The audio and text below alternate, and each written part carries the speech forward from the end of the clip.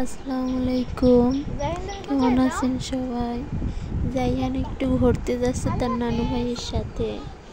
ও সারাদিন বাসায় ছিল। আজকে ঈদের দিন ওর মনটা একদমই খারাপ ছিল। ওর শরীরটাও বেশি ভালো নেই। আর সাফওয়ান আমার ছোট ছেলে, ওর শরীরও ভালো নেই, ও অনেক অসুস্থ।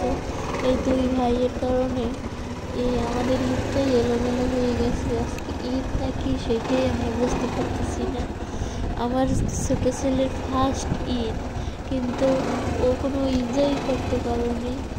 ও আরও উল্টা এত অসুস্থ যা বলার বাহিরে। আমি তো ভয় পেয়েই গেছি ওর অসুস্থতা দেখে। তো এখন সারাদিন তো যাই হোক বাসায় ছিল। আমার আব্বু আবার নিয়ে যায় একটু ঘুরাই নিয়ে আসবে।